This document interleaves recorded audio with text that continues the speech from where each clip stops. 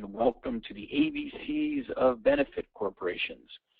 We wanted to bring everyone up to date as to the important work that B-Lab has been pursuing over the past number of years, but particularly this past legislative session, the past 6 months, where there have been a number of additional states that have signed benefit corporation laws. So we have today two people from B-Lab, as well as Matt Bauer from Better World Telecom and Ashley Orgain from Seventh Generation, both of whom are B corporations, and they're going to talk about their experience and why they have chosen to do this. But first, let me tell you a little bit about the American Sustainable Business Council. And the council, and if we could have the next slide, the council, as you all may know, was formed about 4 years ago and is a national coalition of business organizations across the country. And we work together on a wide range of policy issues that focus on building a sustainable economy. So as you can see, those of you who are looking at your screen, your computer screen, you can see that the organizations really range from groups in Hawaii to South Carolina to Texas to Vermont. And collectively, we represent about 165,000 companies, mostly small and mid-sized firms across the U.S. that are working in a variety of ways to build a new and more sustainable economy. We cover a broad range of issues, again, from healthcare to clean energy to campaign finance to chemical reform to trade issues to tax and capital access issues. And we link all those pieces together and bring the voice of sustainable, triple bottom line, socially responsible businesses to policymakers on Capitol Hill, as well as state capitals across the country, as well as help the media understand that the narrative around sustainable business is one worth reporting, and that increasingly companies are finding that they can make money, be profitable, while being good environmental stewards and engaging in their communities. And that is a story very worth telling, and one that is resonating on Capitol Hill. We also have, in addition to those organizational partners, a whole range of individual companies, two of which are on the phone with us today. And you can see that we have a range of companies in lots of different sectors. These firms are involved in our policy work. We bring them to Capitol Hill. We have them speak to the media. They write op-eds, and they help to tell the story of why a sustainable economy is in fact very practical, and how it's happening, and why they're succeeding, and how policies and regulations need to reflect the good work that these individual companies are already pursuing. Next slide, Sean, if you would. The policy work that we do, again, touches on a variety of issues, and we've had a lot of media coverage around those issues. We welcome any of you on the phone today to inquire about having your organization affiliate with us or your company become a business supporter. And Sean, the last slide. So just quickly, here's again a summary of some of the campaigns we're working on. You can get more information about what the American Sustainable Business Council is doing on our website at www.asbcouncil, and we'd be happy to talk to you further. Good. With that background, let me also just mention that ASBC has worked with B-Lab over the past 3 or 4 years, and B-Lab was actually one of 6 founding partners of the American Sustainable Business Council back in 2009. And we're really thrilled to see the tremendous progress that B-Lab has made throughout the United States in developing a platform for social responsible companies, triple bottom line companies, to move forward.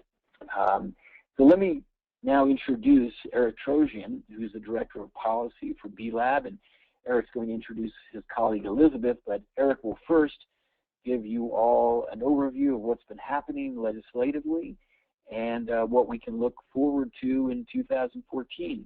Eric, take it away if you would. Thanks. Thank you, Richard, and thanks for inviting us. Good afternoon, morning to everybody. Again, my name is Eric Trojan. I'm the Director of Policy here at B-Lab. And so B-Lab has a fairly basic mission, which is to use the power of business to solve social and environmental problems. And we do that in three ways. We certify companies, which Elizabeth will talk about. We also certify investments, funds, and the like. And then we tried to bring those two sectors of the economy together. And the dilemma that we saw was that the legal infrastructure that these two entities could play on was not there. And so that came to our third element that we do, which is the policy work, which is at this point in time advancing the benefit corporation legislation. So the dilemma that we saw was that current corporate law requires companies to do one thing, this corporations to do one thing, and that's simply to maximize profit, which is fine for most companies, but for companies like those here present and others, and all the members of ASBC and the like, that is not good enough, because it doesn't allow for the entrepreneurial spirit of these companies to proliferate and go forward. So in certain states, there's things called the constituency statute, which allows you some flexibility to consider factors other than profit, but it's permissive. And it does not mandate that the company does it, so things can change over time. New CEO comes in, new investors come in, difference of philosophy, and there's no way to really ensure that concepts of considering society and the environment will be there. The other dilemma is the LLC format, which vast majority of companies are in. But the dilemma there is that it's almost overly flexible. It's actually governed by contract law rather than statute. So there you could have anything under the sun. I could tell you to wear a purple shirt every day to work if I wanted to, and as long as we had a contract, that would be fine. But the dilemma there is investors don't want to invest in those types of entities because they are extremely flexible. The amount of due diligence that they would have to do to investigate the goods and bads of the company and the hidden contracts that are there are too onerous, as well as you would get too much squabbling between one investor and another, because again, it's contracts, and I'd want what I'd want and the other investor would want what he or she would want. So what typical investors want to do is invest in corporations. Next slide, please. So the life cycle of a business. So how does it go through? Next, you can just keep pressing these, Sean. A traditional business starts as a startup, goes to an LLC, goes to the growth phase, brings in investors, and usually once it becomes a stock corporation, issues its IPO, and then goes public. That's the normal phase of a traditional business. Keep going. Next one. So a social enterprise does the same thing. It starts up, it goes to an LLC, it hits the growth phase, but now it needs to make a decision. Do I abandon my mission to bring in this outside investor? Because again, if we don't seek that sole requirement of maximizing profit, I could potentially be sued by these shareholders. And even though you and I might have a handshake agreement, that agreement might change with the investor who buys you out or the like, or things change. Again, as we were saying, there's nothing there permanent to keep the track of this company. So the end result sometimes is stagnation, where the company just doesn't grow any further.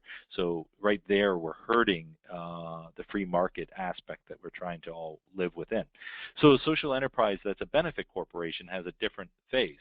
They start up, they become LLCs, they hit the growth phase, they bring in the investors, social impact investors, and then they can choose to become a stock corporation and issue their IPO. The difference is that through becoming a benefit corporation, again, simply checking the box, either traditional corporation, benefit corporation, closed corporation, or whatever, professional corporation, those are all things that we've seen when we seek to start companies. Now we can check the benefit corporation box, and now the company needs to consider society and the environment in addition to profit, which provides that protection from the shareholder lawsuit for not simply maximizing profit. So next slide, please. So a traditional corporation, their duty and purpose is, again, to maximize profit.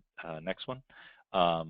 They then go to the accountability element, Well, we look at their financials to determine if they have produced that profit, and we use the GAAP accounting principles to determine if that company has produced a profit or not. And then we determine was that profit sizable or not. And this is all the shareholders that have the rights to enforce this and make a determination on whether they felt that the company was being productive or not. So next slide. Next, please. Oh, back one. Back one, please. Back, yeah. Okay, so the problem is that as Richard had said, actually there's more than 150,000. ASBC alone has 165,000 social enterprises. There's over 7 million conscious consumers that will buy goods and services from a company at a premium because of beyond what the good or service that the company is selling, and that there's $3 trillion in social impact investment money out there. So there is a market, obviously, out there, and there is a significant size of the sector of the economy out there. We've got that. So the dilemma, as we said, is the current corporate laws do not encourage this activity. Next slide, please. So in a benefit corporation, you have a new purpose, that you shall create general public benefit, which is defined as a material positive impact on society and the environment. You have a new accountability. Instead of purely being accountable for the maximization of profit, the directors shall consider these factors. And in the inverse, the shareholders have a private right of action. Just like they have a private right of action to sue for not maximizing profit in a traditional corporation, they have a private right of action to sue for not considering society and the environment. This would be for injunctive relief only. There's no monetary relief, because if the company didn't clean up the stream, the shareholders shouldn't be paid money.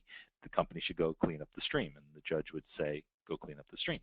So the transparency part here, we don't have the GAAP accounting principles for benefit corporations. There isn't one accepted standard.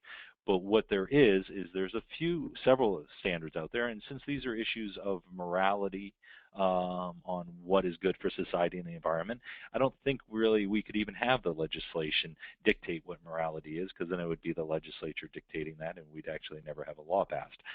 So what we're doing here is we say it's up to the market. Go pick a third-party standard to use as an assessment tool. You don't have to be certified by the third-party standard. You simply have to use their rubric, just like we use the GAAP accounting principles. You're not certified by GAAP. You're actually certified by a CPA afterwards by using GAAP, and that's an eligible thing here. But the basic premise is when you produce an annual benefit report, a qualitative report on the company's activities, use some sort of rubric for producing that report so that the investors out there can look back and grade your homework and compare it to a marking sheet. And the consumer, actually, the unique thing here is that no matter if you're a public or private corporation, your annual benefit report must be issued to the public. And that's where investors get at it and consumers get at it, and they can determine, is the company doing what it's saying it's doing. Again, the activities and what a company thinks is this good for society and the environment is up to the company to determine, and the market forces will determine it. So when the life cycle of a benefit corporation, during the startup phase, companies like to become benefit corporations. Typically, they would want to become an LLC, but some companies want to do this during the startup phase to signal to the marketplace that they're a different type of company, to signal to their workers, to their suppliers, that we're a different type of company from here on out. During the growth phase, as I mentioned, there's that divide. Do I stagnate and not grow, or do I abandon my mission?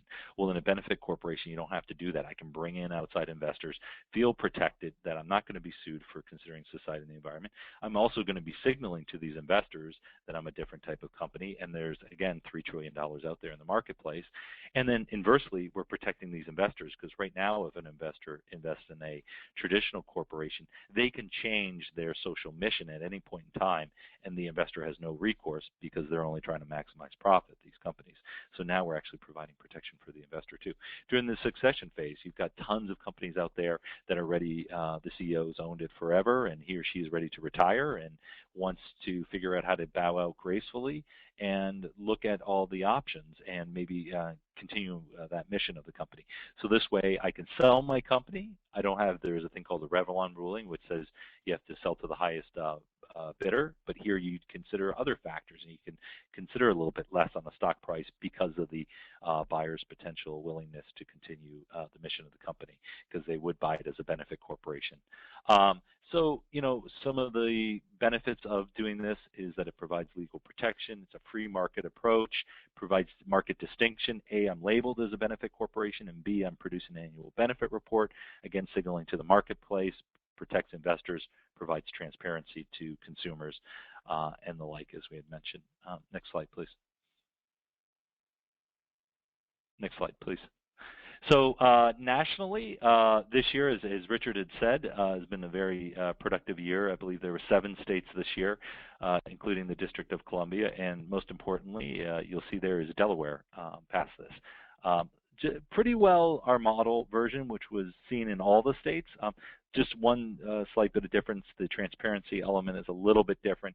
You don't have to issue it to the public, and you don't have to use a third-party standard, but it does give a nod that you can do that, and we obviously suggest best practices that you do that. But the important thing here is that Delaware, the home of the vast majority of corporations, has this model in place, and so we have that in 19 states in the District of Columbia. Over 250 companies in just over 2 years worth of time have become benefit corporations. Some notable ones are Patagonia and King Arthur Flour, and again, another 248 more, so lots of good ones there, and lots of variety in goods and services company, law firms. I believe we even saw a bank that became a benefit corporation. And this is all growing organically without B Lab's activities or even ASBC's activities, that this is just, hey, we put this product out in 19 states. Some of these are still yet to be effective but have passed into law. And we're now relying on the marketplace to pick this up and do things with it. And we'll see over time how the market reacts. So as I had mentioned during that transparency element, you must use a third-party standard for producing your annual benefit report.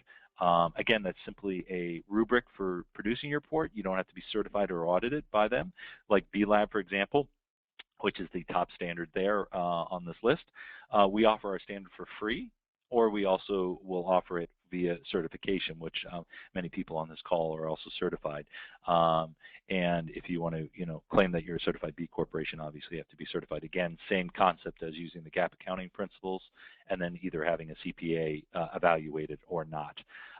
So there's lots of options here, and more will be created over time. But the concept here is we want some way that people can look back and make sure that you did not just grade your own homework. So that said, to explain about how these standards work in a little bit clearer fashion and the like, I'd like to introduce Elizabeth, who will explain how the Certified B Corporation concept works and our B Impact Assessment. Great. Kick it over to you. Eric. All right, go ahead and move us on to the next slide, Sean. Thank you. All right, wonderful. So as Eric mentioned, I'm here to give you some information on the B Impact Assessment, which is a tool developed by the nonprofit B Lab, as well as B Corporation Certification, which is administered by B Lab, which is a third-party certification for companies that's based on their social and environmental impact, similar to LEED for buildings or an organic certification for milk. And so to sort of kick us off here, I'm going to sort of pose this big question, and the reason why is just because this is the origin of really how the B Corporation certification came to be. And that question is really, what is the role of business in society? And feel free to take us to the next slide. So, there are differing opinions on this, but B Lab and many others feel that business both can and potentially must play a critical role in addressing society's greatest social and environmental challenges. And the reason for that is because government and nonprofits have an important and also critical role to play. But businesses have this unique ability to be able to address many of these problems in not only an effective, but a very long-term sustainable way. Next slide. But unfortunately, the way that we've sort of set up a lot of our systems, capitalism wasn't really designed to do this, as Eric mentioned. So go ahead to the next slide.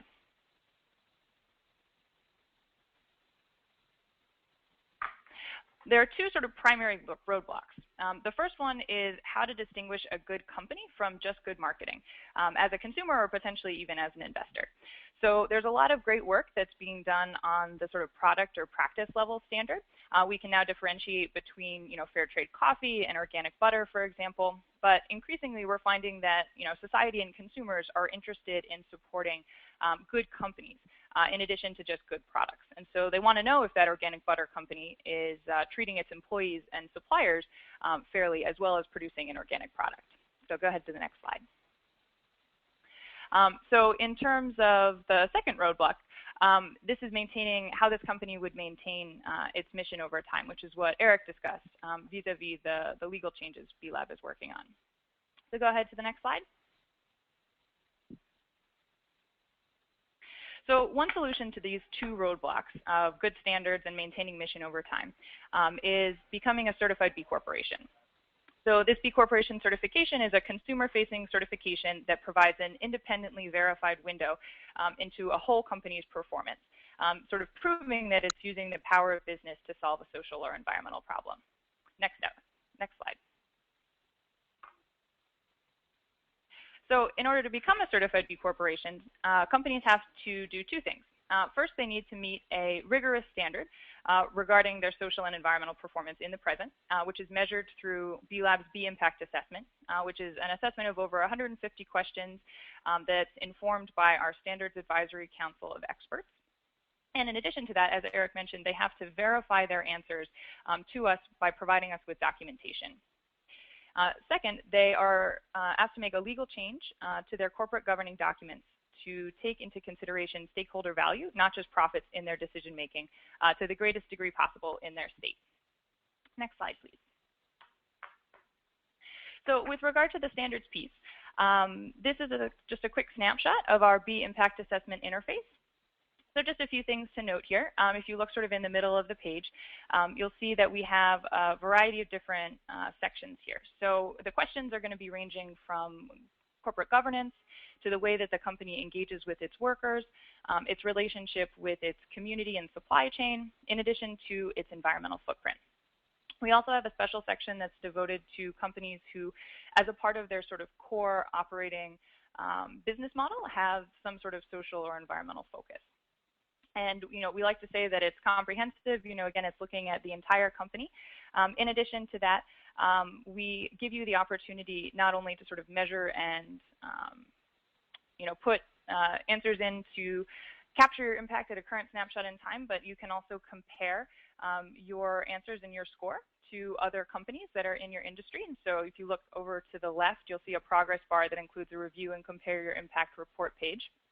And third, we believe that it's important for companies to be not only capturing a snapshot of impact in the present, but also continuing to improve their score over time, regardless of sort of where they are on the spectrum of impact. And so that's step number 3, if you look at that Improve Your Score tab. We have resources that are built right into questions. We often find the process of taking the assessment is a learning experience in and of itself, but we also have a lot of great resource guides to help you along the way. And just as a point of reference, while this assessment is used by B corporations to become certified, it is also a tool that's used by about 8,000 other companies at this point to measure and track impact internally. It's a free tool that's available to anyone from our website. Next slide, please. But one of the things that makes B corporations unique is that they've achieved at least 80 out of 200 possible points on their B impact assessment. And that is actually quite a high bar because the assessment is what we call positive impact oriented. So the practices that we're asking about are sort of above and beyond what a typical business would be doing. And so that also means that companies are going to be exposed to all types of questions, including reach questions, since we often find that companies will have sort of 1 to 2 areas of focus in their impact, but as they go through the assessment, they learn about other things that are more above and beyond in their space. And in addition to that, you can see this is Patagonia's 2012 B Impact Report.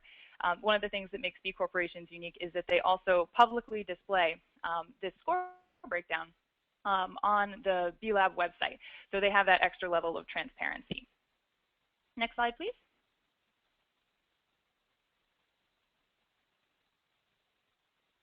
Great. So in terms of, who are the B corporations, we've got a representative from 7th Generation and Better World Telecom on the phone with us today. So those are 2 of our B Corps. In addition, we also have 775 B corporations in total in the community. These companies range in size and in sector, and even their location across the world. We now have, in addition to 60 industries represented in our community, representatives from 27 different countries. And in total, that makes up about 1/4 of the entire B corporation community. But I think the thing that unifies them all, in addition to taking the assessment and sort of going through the rigorous standards and making that legal change to their corporate governing documents, is the fact that they're really committed to redefining success in business. And you can go ahead to the next slide. So, as a movement, or B corporations really are a part of a movement, and a movement that I think that the American Sustainable Business Council is too, in which we're thinking about redefining success in business, not just to be the best in the world, to be the most successful, but to really be the best for the world, so that we can have individuals and communities enjoying greater economic opportunities, businesses can be addressing environmental problems, and having more fulfilled employees coming to work every day.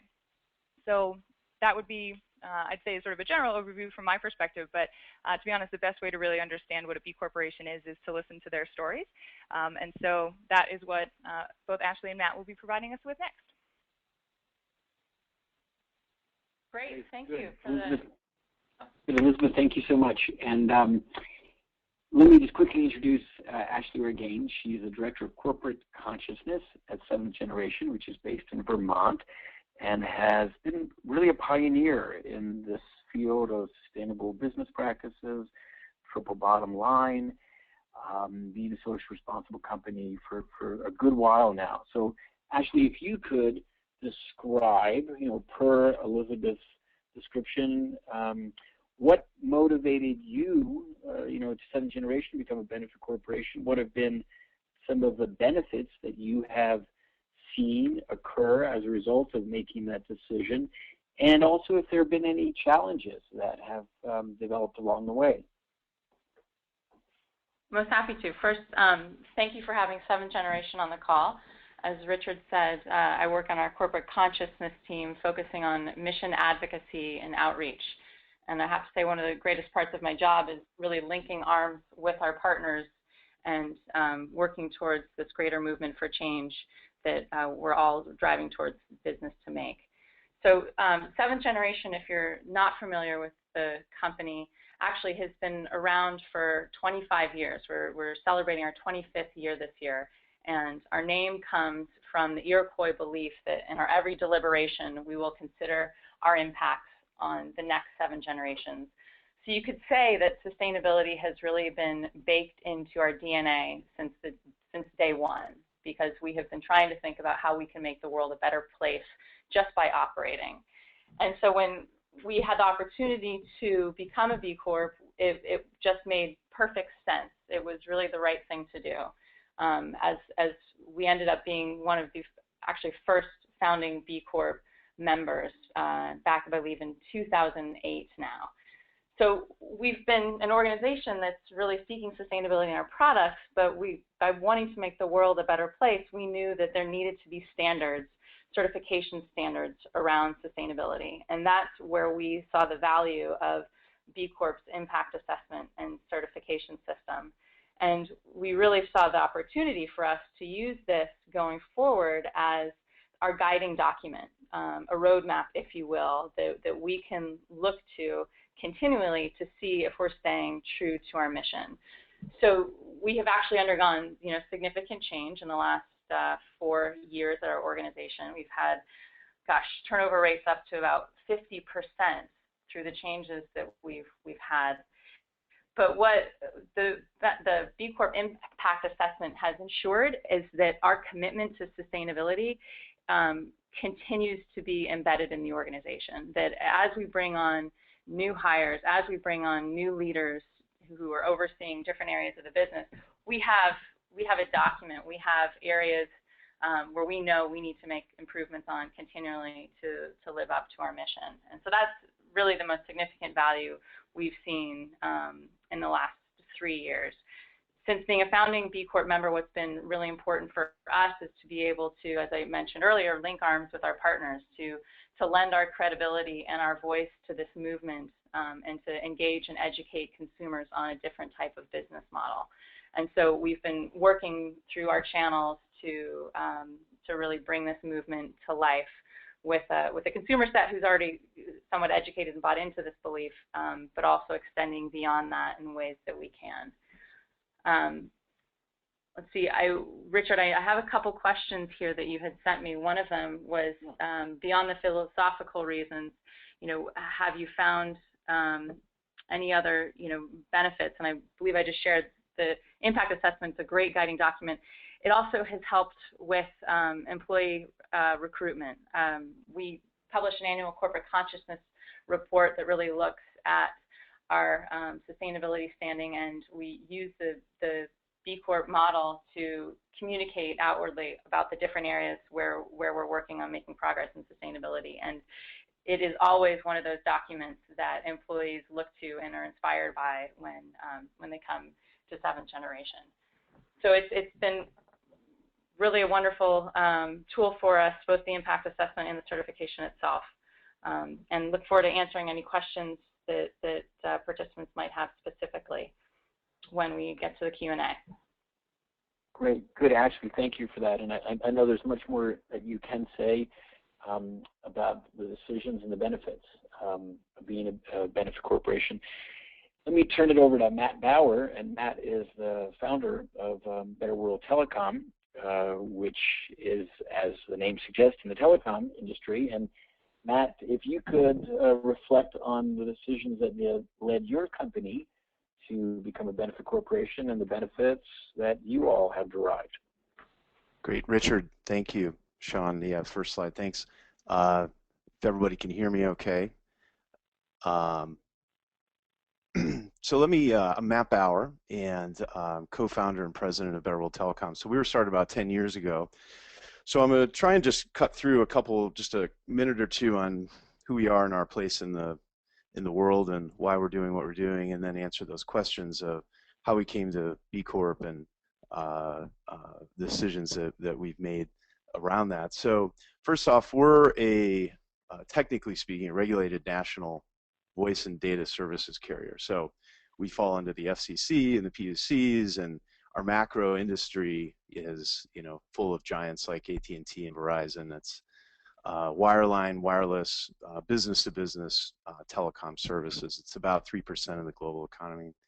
Very regulated due to where we came from and our monopoly roots and the importance of the economy, but also very competitive. And so my co-founder, Jim Kenefick, and I had been in the telecom industry since the 80s, and we started Better World right after the internet bubble and telecom crash and Enron. Everybody's going to jail, companies going Chapter 7, Chapter 11, and so instead of starting another typical telecom carrier, we decided to seek out leaders of 7th Generation and Patagonia and give something back, and companies like that have been doing social and sustainable focus for a long time, and create a truly new model. So our focus is really on medium to large nonprofits and for-profits, and you can see some of them on the slide here.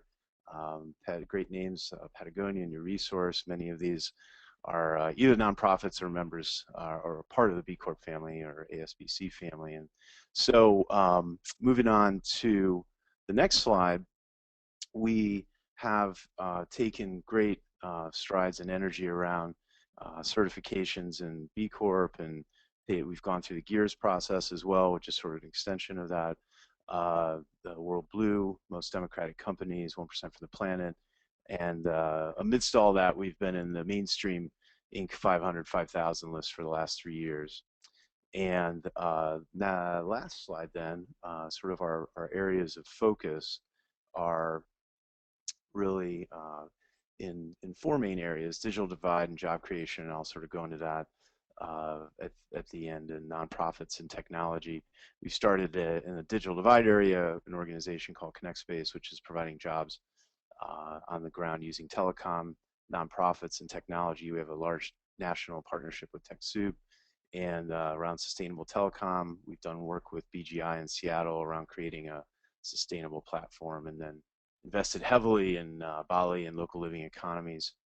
And so all of that being said, our story around a B Corp is actually kind of interesting. When we started the company, as I said, we were kind of going out trying to look at the companies and organizations that were really making a difference, and found that there was a great need around 2004 for a collective and banding together. So we luckily happened on J. Cohen Gilbert, and Ben Bingham had introduced us in Philadelphia. I remember a cold night in a dark restaurant, sort of talking about what could we do around creating a group that would get together, and those early discussions resulted in a investor circle meeting where about 10 of us organizations presented about what this concept could be, and then a year later, B Corp was born at the Valley Conference in Berkeley, and we got to stand on stage with Seventh Generation and Method and Give Something Back and all these great companies that were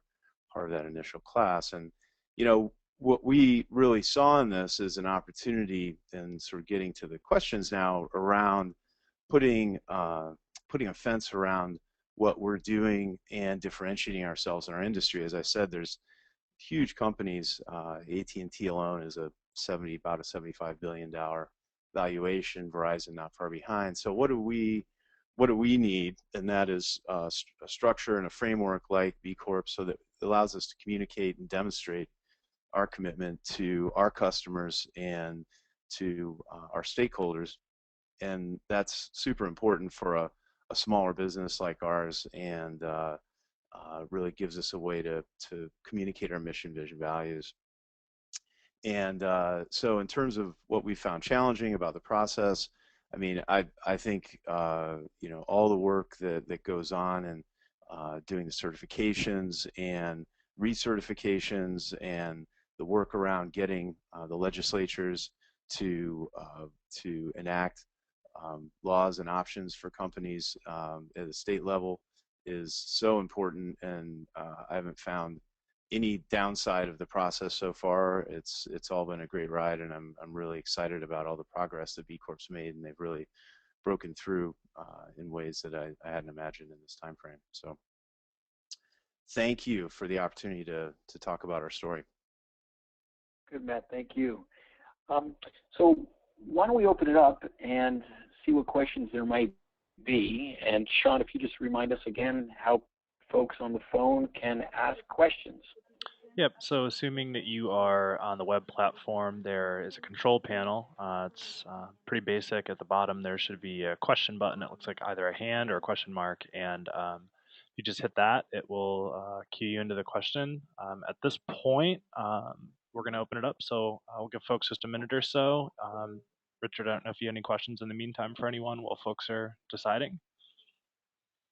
Yeah, well, I had a question for Eric, and that is that, you know, it's very impressive now. 19 states, growing by leaps and bounds, Eric.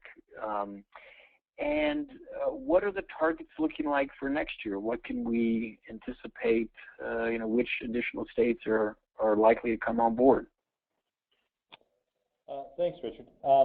So, you know, through the works of ASBC and us here, you know, we've captured, of course, the largest states population-wise, New York and California and a few others there. And of course, with Delaware having about 65% of the corporations, we're pretty good there, and we've got most of people's options taken care of.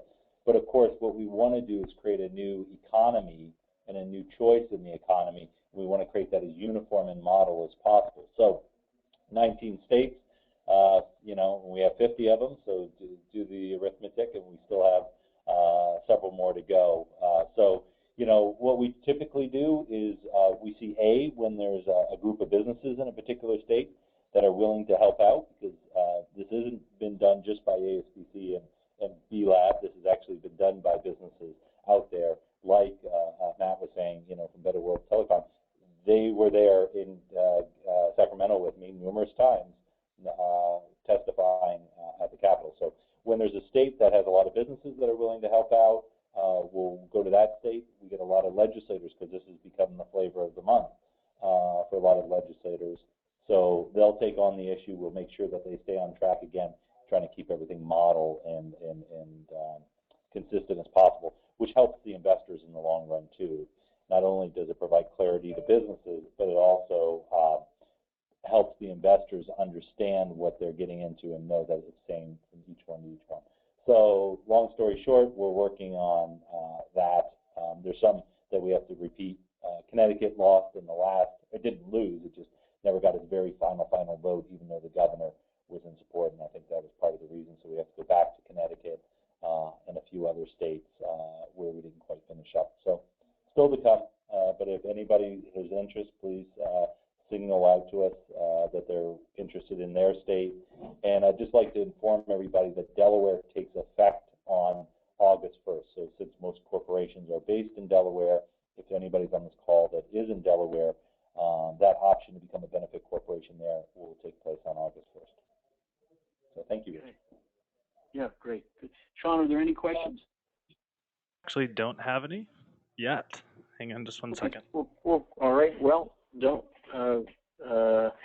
Hopefully, my next question then is relevant, and that is again to Eric and well, to really anybody, and that is that part of the debate in certain states as ASBC has worked with B-Lab on this is sometimes legislators have said, well, we'd really rather just allow companies to pick one issue that they're focused on, and it's called a single purpose corporation, and California actually enacted something like that, and our response has been, well, we really want companies to be more comprehensive in their approach, and rather than just picking one issue which they may fulfill in 6 months and then be done with it and still have the through the mantle of being a responsible company, we think it's better that they have a more comprehensive strategy. So Eric, I know you've thought a lot about this, and also Ashley and Matt, I wonder, after Eric, maybe just give us a quick sense of how that has played out,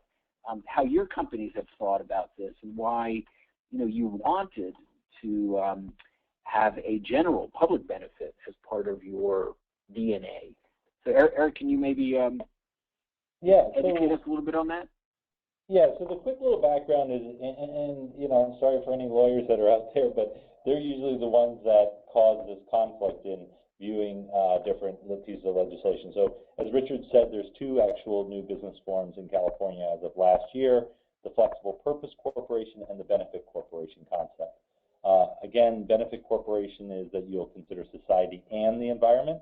Flexible Purpose Corporation is you can do as little as you wish or as much as you wish. Same thing out in Washington. There is no benefit corporation there, but there's a social purpose corporation. And actually, Texas just passed a thing without a name. The dilemma there is we already have muddied waters in corporate form right now. Traditional corporations, you can't tell what a corporation does if they're just called a corporation. You don't know if they're good or bad. So part of the reason of creating the benefit corporation is to signal to the marketplace we're a different type of company and we're considering society and the environment. We're not picking and choosing things, which again just muddies the water, because if I've got a bunch of entities that have picked a single purpose, I have to go through their papers to find out what is their purpose. What are they doing, and how significant is that purpose? Is the purpose permanent or temporary? Because those laws allow you to pick a short-term thing that could be for a week, like putting recycling bins underneath the desk. So again, the companies here, and then probably everybody on this call, is trying to do a holistic change to the way they do business. And that was the concept of a benefit corporation, is that you're not just doing it for marketing, you're doing it for actual purpose, to have that protection and the like. And I know, again, Matt was very much involved with the battle that we faced there in California. Again, when I go back to last thing about the lawyers, is the dilemma there, and of course there's tons of lawyers that are in this space, but that they want to have as little as possible on the statute, so that they can build it for their clients on top of that. But unfortunately, there's a disconnect between the entrepreneurial community that says, no, we want to be seen as different. We don't want to be mixed in. And so by doing that, we need to have the bar high enough that entry into this means that you're a significant player there. And so that's one of the things I think our community needs to work on, is educating lawyers typical corporate attorneys about this whole new entrepreneurial social enterprise endeavors that are out there. And for many of them, it's brand new. And I'm sure you guys have faced that when you've met up with your lawyer and found that he or she wasn't quite understanding your business. And so that was the dilemma. I'd like to add something to that too. I agree with everything Eric just said, and I think though, from being an operator of the business and guiding the mission, helping to guide the mission, and then looking at how we run our business and how we treat our stakeholders and the planet, you know, going through the B Corp certification, the questions that are asked are, you know, many of them are just about how we treat our community, people, hiring, policies, how you treat the environment, you know, all these things. So our mission now is really firmly getting, pushing towards digital divide and job creation, and you know, that's an evolution of 10 years. If we were to put that as a single purpose, you know, and we were dumping chemicals in the river and treating our people like machine, you know, whatever, treating our community, then what good is it, right? So it really, the B Corp certification and going through that process, and that's probably what a lot of the politicians, you know, or whomever would be looking at this, so they don't see that part as well as we, the companies that have been through this, because it's holding a flashlight, holding a microscope to your practices, but then also encouraging you to develop those unique missions and to do those things you do best, like seventh generation and changing how so many products have been deployed and are helping influence so many other companies. You know, that's one level, but how you treat your people and how you run as a company is another thing. So it provides that dual function. Yeah, I'd actually like to echo that, because what going through the impact assessment did for us is it gave visibility to our weaknesses. I mean, it really allowed us to see, even as a mission-driven business, understanding that sustainability is a journey, that there are areas that we might think we're doing well on that we're actually doing quite poorly on. You know, as Elizabeth showed, you are measured on governance and workers, community, and environment. We do a whole lot of giving, and we do a whole lot of volunteering right here in Burlington, and our sales directors do in the communities across the country. Yet we score very poorly on community, and it was a shock for people to see that. But when you open it up and you're looking at the very rigorous questions, you can see that it's about the broader group of stakeholders, and that holistic approach, that comprehensive approach, is really important if we're working towards creating overall change in the world. We can't just be single-minded. You need to have a holistic perspective. So, you know, we've actually set our 2020 sustainability goals, which we just went through a half-year process of evolving against the B Corp impact assessment, looking at how can we improve our impact on building healthy and thriving communities by looking at the questions, the metrics, the community metrics that the impact assessment has. So it's a fantastic tool, just to reiterate again. Good. Sean, are there any other questions? Any questions at the moment? Yep, there was a question. It was from Jacqueline Lee, and this is probably a question for Matt or Ashley. Her question was, what are some of the best ways that have worked for you in regards to communicating the benefits of B Corp classification to customers and consumers? Well, I'd have to say for 7th Gen, we've seen the most engaged dialogue with consumers through our social media efforts of communicating the value, because it's a real rich platform to steer consumers towards different examples of how we're working towards being a better corporation. You know, we can show them different stories. We can tell them different stories. Yeah, I guess I would say social media has been our strongest opportunity to really engage. Our focus is much smaller in terms of numbers. So our are delivering the message usually ends up being a fairly personal one-to-one engagement, and it gives us an opportunity to sit, but we're sitting down with increasingly large nonprofits around the country like Goodwill and Salvation Army and so on, and sitting down with them and going through, well, what separates you from the pack, what makes you different? Well, B Corp, we lead with that, and that's part of the discussion to say, hey, we're like-minded here. Here's how we prove that, and the certification that we have around B Corp, and here's what it means. So it really opens up a whole discussion around, again, back to what we said earlier about kind of separating from the pack and a strategic advantage.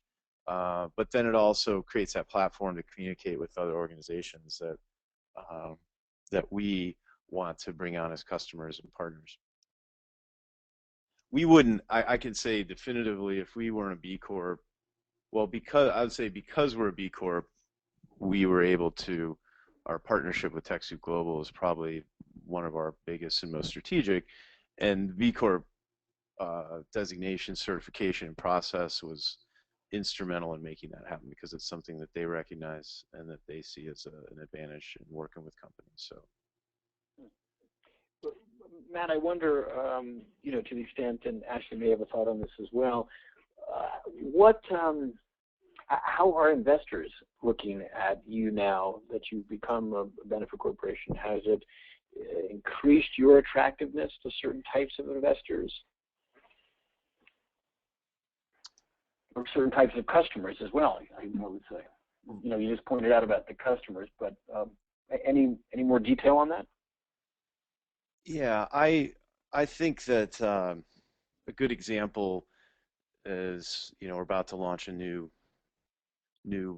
sub-brand or line of products around Better World Wireless, and putting, going out for seeking investment on that, and having B Corp as part of that message, new, fresh company, new technology, and that is one of the key, three legs of the stool that we point to is around the mission and the company and the partnerships and so on. It's critical in today's world. I don't know that we could even access the, social capital, SOCAP style market if we didn't have that. And that's growing. That whole segment is growing and growing. It's not as big as we'd like it to be by comparison with the Goldman Sachs of the world, but it is growing every year, and it's becoming much more mainstream. So it's kind of a key to entry now. I don't think we could be effective in approaching like-minded investors if we didn't have that. Okay. Ashley, any thought on that from you? I know it's important, but I can't provide you specific case examples. Okay. So. Good. We have just a few more minutes. Sean, any other questions? Yep, this was just a quick one for Eric. I had a gentleman, Nick Freeman, who had asked a question. He has a Delaware corporation, which is an LLC, and he didn't know if you had stated or not when the B Corp determination goes live for Delaware. Yeah, so that's August 1st is when the effective date is. Actually, I think we just switched from July 2nd being the signing of it by the governor to July 17th. So actually, there'll be a lot of press, and we're working with a large PR firm because, again, this is a huge change in American economy, in the history of the American economy. So there'll be a lot of press around it. So August 1st is the date that a company can become a benefit corporation in Delaware.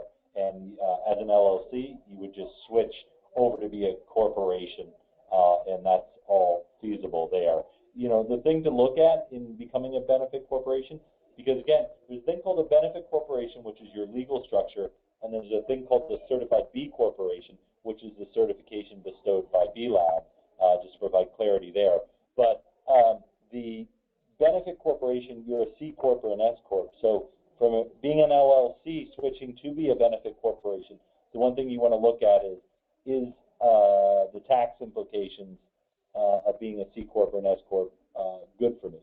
And you might find out as an LLC it's not, and that's perfectly okay, because one of the things that we require companies to do as LLCs, and that's the great thing about being an LLC, is that you can do anything you want because it is contract law, that we require you to actually put certain things into your articles as an LLC, your governing documents that state that you will operate in a proper manner and consider society and the environment. So either way, there's benefits for him to participate. Great, good. Eric, thank you. And Elizabeth, you as well. Ashley and Matt, also thanks. And we'll bring it to a close here, but I just wanted to offer one additional observation that kind of builds on what all of you have been talking about, that this really, B Corp is really a great representation of building the new economy, and it's an effort to change the DNA of how companies operate and change the assumptions of how the market works as well. And to a very large extent, it's a sort of capitalism 2.0, proving that companies can financially succeed in a competitive market while addressing the environmental and social issues, and that there's nothing incompatible about that at all. And that's very satisfying, you know, to all of us who've been working on this for a long time. And so this is an important issue for legislators to know about, for the public and the media to know about, and really thank the good work of Eric and Elizabeth and their colleagues there at B Lab. And welcome hearing from any of you about your interest in benefit corporations or the American Sustainable Business Council. And we wish you all a very good afternoon or morning for those of you still in Mountain Standard or Pacific. And we'll be back to you all soon.